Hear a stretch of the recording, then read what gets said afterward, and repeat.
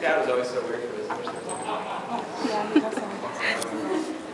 But this, you guys can hear me, right? Yeah. Yep. Awesome. Thank you for coming out in droves. And for many of you cosplaying, I have to look around and see. I will turn off my phone because it's, whoa. We might have, I've got somebody who might crash the panel later. I'm going to let him know that it's totally cool to crash the panel.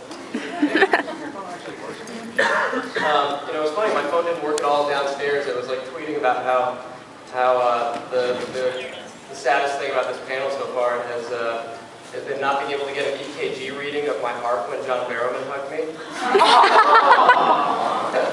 Because that would have been something.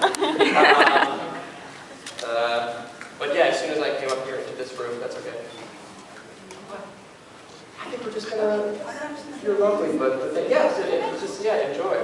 And if I get in trouble, you can just tell me. No, I think we're, do you guys need anything? Sorry, I can't bring you all pizza, but. Aww. Yeah, so as soon as I came up here, like all the texts came through and probably all the tweets went out, but I was trying to do. But yeah, no, downstairs on the floor, there's no bandwidth at all whatsoever for tweeting, and as some of you may know, I'm a tweeter. But thank you for following me. So thank you all for coming out here. Like I said, we still got a few. Oh yeah, I just tried to text my mystery friend to tell him to crash the channel later if he wanted to. Of course, it's not going out, so he may or may not show up. But I'll fan for a minute while people still showing up because technically we're early. Often I'm late for a panel, so this hopefully makes up for those times that I was late for a panel. I love Phoenix Comicon. It's one of the best run cons in my experience of con going. So last time I was here was 3 years ago, I think. And the only reason that I didn't come back every year since then is because I want you guys to get sick of me. So thank you for waiting until the next time around. Let's see. Good Magan, awesome cosplay. Very nice, yes. Looking around, Curse Mark Sasuke. Oh no, you want to cosplay at home? No, I love the wig at home. Oh, you love it? She has black hair. Outstanding. I love it. Cosplay is one of my favorite expressions of fandom in the world. When I was going to cons before I started getting on this side of the table, I used to cosplay as well. No, I won't show you pictures, and no, I won't tell you what it was.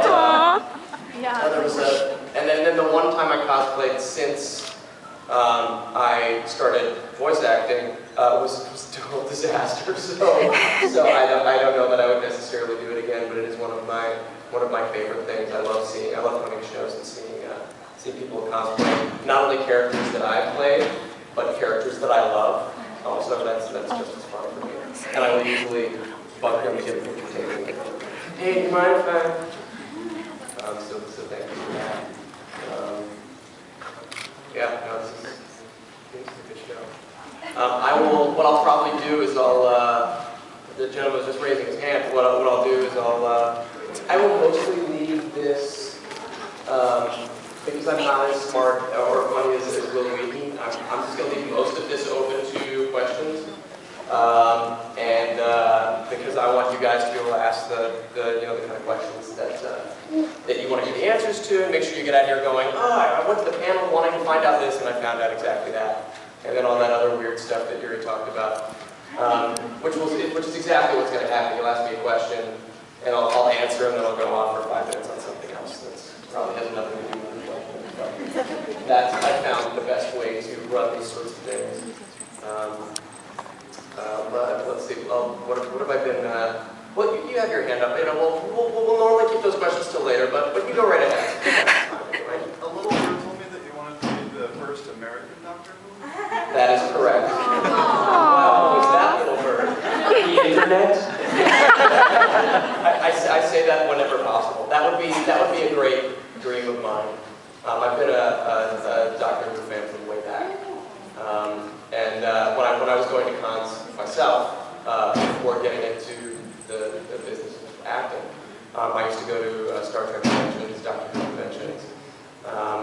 I met and got autographs from all of the original Doctors, minus William Hartnell, the first one, because he was dead.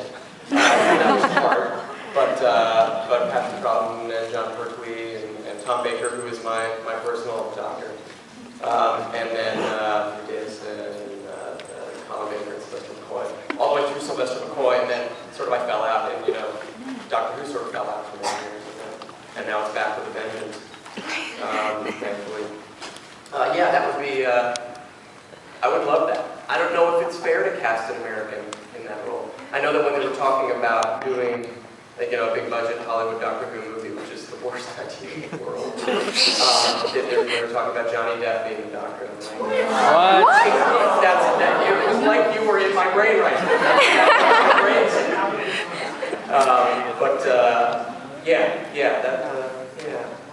There's another reason hugging John Barrowman was so awesome. Let's see.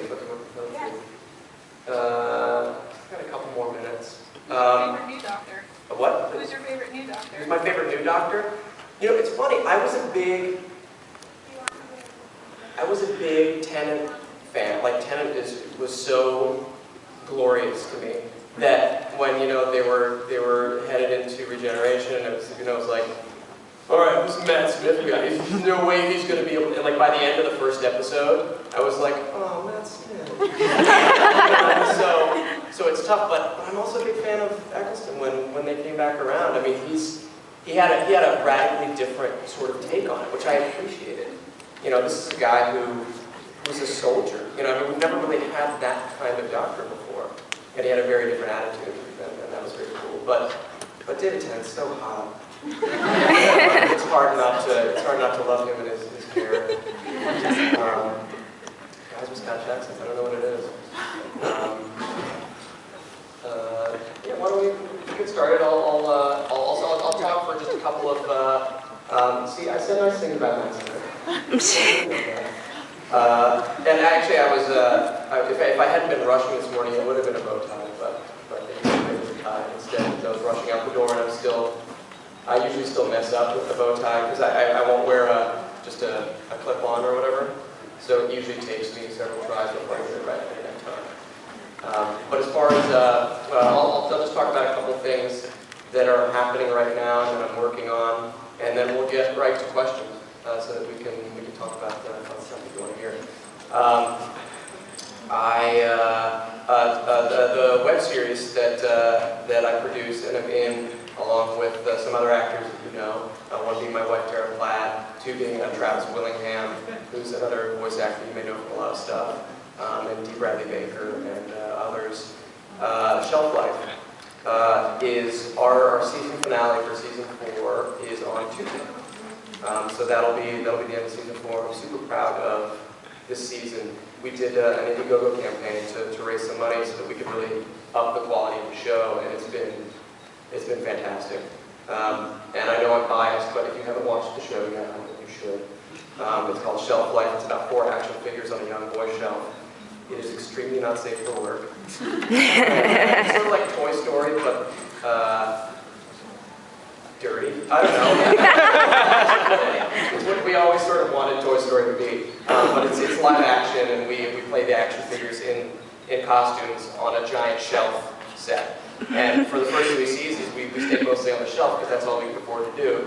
And then we raised some money on Indiegogo and have, in this 4th season, have taken them off the shelf. And there's like an episode in the bathtub and an episode in the backyard with the kids shooting us with a BB gun. And, so it's been so much fun. We've had some guest stars, some other voice actors you may know, Liam O'Brien, and Jennifer Hale, and Sam Riegel, and some people from Buffy and Battlestar Galactica. And it's so much fun. It's a fun show. So that's been taking up a lot of my time.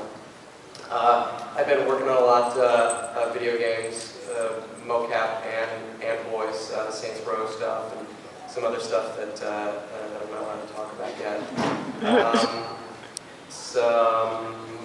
other web series, and a lot of cartoons. Ben 10 keeps rolling, which is awesome. So much like Naruto, it's the show that would never die. So that's been keeping me busy, as well as some other projects that my wife Mary and I are trying to get off the ground as well.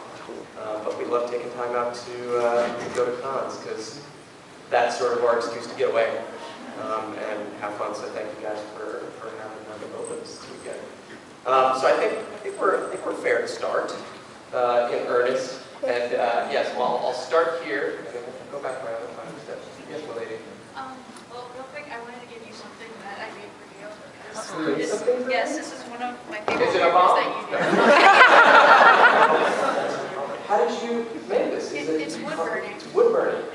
It's Luke from Favreau from Tales of the Abyss. Aww. Very sweet. Thank you. And I have a question about that, actually. What was it like, because you play Luke and you also play his counterpart Ash. Yeah. What was it like playing two characters who constantly are interacting with each other on such an emotional level? That's a fun question. It's something not every actor gets to do usually. She asked because the two characters that I played are sort of two halves of each other, and they actually get to talk to each other. So it's a very Andy-Serkis, Gollum and Smeagol kind of situation. Only as I've seen it, he jumps back and forth, and sometimes that's hard for the engineer to keep track of. So sometimes we'll go through all the way with one voice and then come back through and do that. But whenever possible, I like to go back and forth, which for an actor is a super fun challenge to do. And some people prefer to do it the other way. They're like, I just want to focus on the one character, make sure I get that right, and then come through again. And I think because it's a video game, it became especially important to just do one character and then go back and do the other one. And that's when the director comes in really handy, because you want to then, when they match those up in the dialogue, to make sure that the characters sound different enough, so that it doesn't sound like it's the same actor, doing both of them. That happens a lot in video games. Is you may get hired to play one character, but to make it worth the game producer's while, they'll ask you to fill in a bunch of other little characters as well. And it's always important because you don't know if those characters are going to interact in the game sometimes. You don't want a character that sounds like one way, talking to basically the same character, trying to play it off. If anybody's played Fallout New Vegas, Yeah. that was an issue we had, because they had so many freaking characters in that game that it was hard for all the actors to change their voices up enough to always be different from everything else. So you'd get this character who, is like, yeah, well, you have to get the map, from the old dam. Go talk to that guy. And you